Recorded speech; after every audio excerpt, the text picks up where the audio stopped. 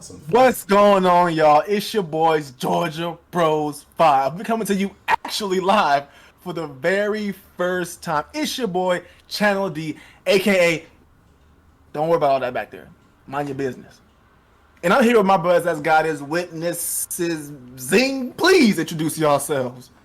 What's going on, y'all? It's your boy Josh Sheen, aka Really Honestly. Feel that. Uh, and it's Darius. And they ship this overnight, just so y'all know. We overnighted it, really honestly. Overnight them. We coming to you once again, man, with another finance podcast, and this one's talking specifically about buying a home for the very first time. So what we're gonna do is I'm gonna take a back seat, relax, let my brothers here who own some homes talk to y'all about owning some homes. Hey, boats and homes. Boats and homes. I'm gonna let Darius and Josh in get at y'all with some good information, and I'm gonna sit in the back and ask a few questions as if I'm one of somebody with not a whole lot of knowledge, so we can get you guys some good information about buying a house for the very first time. So I'm gonna let you guys kick it off. Darius, Joshin, talk. I'm done talking. Yeah, he done. So we gonna talk now. I'm done. Yes. I mean, really honestly, we all gonna talk. Just don't you. So Want me to get into a question for y'all, or you want to go ahead and like, talk about some background fundamental information? not really. So I think the first question that people usually have is, what made you want to buy a house in the first place? So we can really, Been my first question. really honestly, like we can really just dive into that. So, hey man, I appreciate the follow, Marcy93. But I probably won't acknowledge the follows until after this, but we'll see how it goes moving forward. You know, in advance. And 1 second, if you're watching this on YouTube, you gotta hit us with a like, share, or subscribe, or all three, the whole trio, because we're bringing y'all quality content. We appreciate y'all continuing to support us. But support us also in the comment section, in the like section, in the share section, in the subscribe section. Do all of that. Do all four of those things. And while y'all doing that, I'm gonna let Josh talk to you. Facts. So the first thing that went through my mind was like, I'm sick and tired of paying rent for a place that is not doing anything for me. That. I was doing it for years, and I was like, this junk is old. I need to start putting my money into something. So that was like the first step that I took towards actually buying a house. And then, the second step is just kind of doing research on like what the best areas are, um, what the best areas are compared to what I can afford. So that was those are like the first very basic things that I was looking into, especially being new to home buying, don't know anything about it. Those were definitely the first things that I was most curious about. I didn't just jump in and was like, I'm gonna buy this house today. It's not like that. I do not recommend doing that. So yeah. So Darius, what made you want to buy your first home? I mean, you really pretty much hit the nail on the head with your hammer. True. I got a hammer. I see it. I see it. Pretty much, same thing. I, I went, active duty, whatever. I moved away. I was living in the dorms for a while. Eventually, get to move off. Get like, oh, here's some money every month. Go get some place to live. Easiest thing to do was to go get an apartment. It's simple. You just go, you sign like 2, 3 papers, and then you have a place to live. It's really the closest thing to living in a dorm, so that's kind of what I was used to. So I was like, this is fine. I'm okay with this. I don't have to. Basically, I think what kept me away from it initially was I didn't know about house buying, and it's easier to not learn. Yeah, pretty much simply that. It's easier to not learn about it and just go about renting. Mm-hmm. Um, and I mean, I work with a lot of people older than me, and so many of them every other day was like, so you ain't gonna buy a house, so you just So you're just gonna keep throwing your money away. Like you're so young. If I would have known to do this when I was your age, I'd be killing it right now. And even after hearing that, it still took me another 3, 4 years before I actually went and got a house. Um, so yeah, same thing. I After I finally eternalized and realized, okay, I'm literally just throwing money into the trash by renting out apartments that other people own, whereas I could actually own my own place and put money towards that every month. That also accrues equity and all that stuff. I'm like, just by the numbers, it makes infinitely more sense to go buy a house than to rent one. I think another gateway that stops people from buying houses is, and I think mostly in the maybe in the Black community or minority groups, we always equate owning a house to being our final thing. Maybe that's going to be, the biggest purchase of our life, and it's like, nope, I don't want to buy a house until I'm in my perfect location, until I find my perfect house, till I have the perfect resources to fund my perfect dream home and all this stuff. And that's everybody's mentality towards it. And it's like, no, I don't want to buy a house here because I don't want to live here, or I want to wait until I can buy this super house. And that's how I used to think too. It's like, okay, you only need to buy one house in your life, and that should be the house that you really really want. Over the years, I changed my frame of thinking, and now I'm like, my first house doesn't have to. Honestly, in my opinion, it shouldn't be your final house. It shouldn't be your dream home. Your first house while you're young should be an investment. It should be something that you're putting your regular money towards instead of an apartment that you can either sell off later, rent. You can keep it and just keep renting it out, and then after you own it, that's just more money coming in from rent. There's just multiple ways of better using your money than putting it towards an apartment. So right now, I'm in the mind state of every place I go to, I want to buy a house. I want to buy one. Hopefully, I can keep them all and keep tenants in them, so so I can keep having the houses pay themselves off. And then later on, I'll have a lot more money to buy my dream home. If that's what I choose to do. So that's really what clicked on in my head to make me want to buy a house. Yeah, man. I was gonna touch on the one of the main things that do hold people back is just like you said. People have that idea that they can only buy the dream house, period, and it's just like, nah, man, way more to it than that. But I'm not gonna touch on it anymore because you killed that. But yeah. So shoot, what was there anything specific that you were looking for when you were buying your house? I mean, probably not since it was like just you. Yeah, yeah, so yeah, pretty much. I'm gonna assume the questions I wrote down are probably similar to the ones you wrote. Yeah, because my first thing was like, what made you want to buy a house? And then my next one was like, how did you pick said house? Exactly. Yeah. So after I decided that I wanted to go ahead and buy a house, same thing, I started to do research. I'm not just gonna go be like, oh, first house I see, give me that. Right. I was living in Tampa when I bought it. My house is in Tampa, and I actually ended up buying a townhome because a lot of the houses in the Tampa area are like really expensive Mm-hmm. for the nice uh you know 2, 3 bedroom, you know 2, 3 bath house is, it was, getting up into like the $300,000 and stuff like that. All right. And just as my first place, I was like, I don't really need all that. I'm not married, I don't have any kids. I don't Mm-hmm. I don't really need to go that route. Yeah. So I started. I'm sorry, I turned away. Dolphin chick posted. I We'll answer probably should that. finish my. We'll answer that question in a second. Yep, that makes sense. I'll try not to get distracted. So, what was it? Oh yeah. So after I decided I wanted to buy a house, I just started doing a ton of research.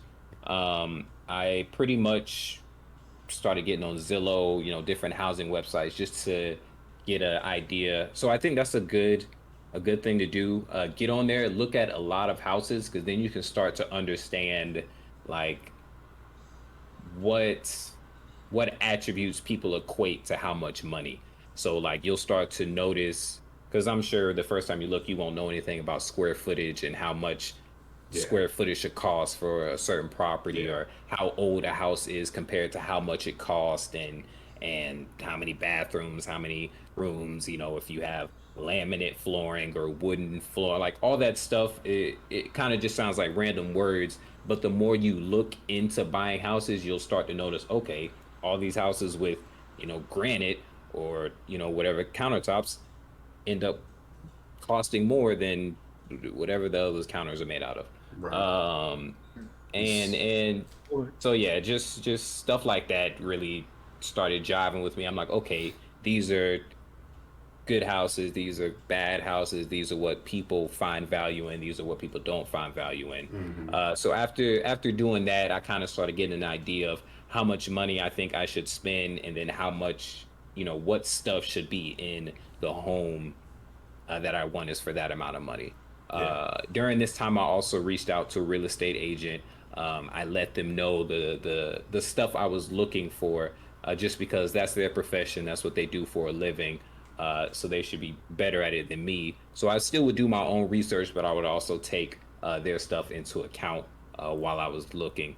And the one my real estate agent ended up picking out was actually one that I couldn't even find on, any of the house buying websites. And it was because I guess it had just went on to the market, and one of the homes that she was selling was just close to this one, so she just happened to notice that it was for sale even though it wasn't on the internet. yeah, So that's the upside you can have of getting a real estate agent. I definitely recommend doing that, probably for all like first time home buyers. I don't yes, I don't think you have enough knowledge as a first timer no, to accurately, do all the steps and pick out the right house and whatnot. yeah, yeah. That was pretty much my same thing that I did. Um, I took like uh, the how much our loan was to the real estate agent, what we were looking for, gave that all to him, and he picked us out some houses, and we were looking at them, and we picked one house. This is the house that I actually bought, the one that we found, and then we were like, we would like for you to also look for us as well. But the ones that he was just so happened to pick, just they were old. They were asking like way too much money, and it didn't equate to the worth of the house, what they were asking, plus the area wasn't that great, and so the house that we picked was a newer house. It was in an area that was coming up, which at the time when I bought it, I wasn't thinking about it as an investment as much as I am now, just because of everything that I've learned. But it was actually a better investment choice um, in a house than the other ones that the real estate agent was finding for us. My point is to still do your own research, regardless of what your real estate agent finds. You can probably still find something much better. Um, you just have to take the time. You don't have to rush at all. Like, especially if you have a place that you're living at, take your time with it. Um, but I'm not saying like don't take what your real estate agent says. Like take that into consideration for sure, but also don't just give up. Still do your own research. One thing that I like to look into when I'm looking at houses to buy, I like to look at like the price history.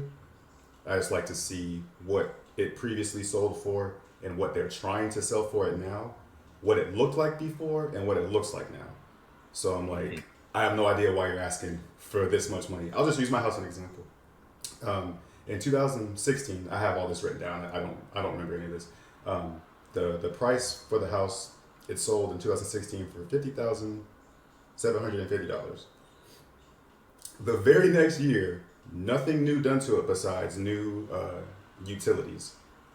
Of course, paint job, um, wood flooring, all that stuff was new, but it wasn't like real wood, so it was like I don't really know. So in 2017, they listed it for 120,000.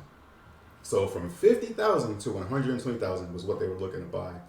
Uh, and this is the part where it's good to have a good real estate agent because they can kind of, be like, how about X amount of money, especially if you're not comfortable contacting them themselves and being like, I can't do that because they probably won't really even listen to you. But we bought the house for 107,000 instead of 120, which is pretty awesome.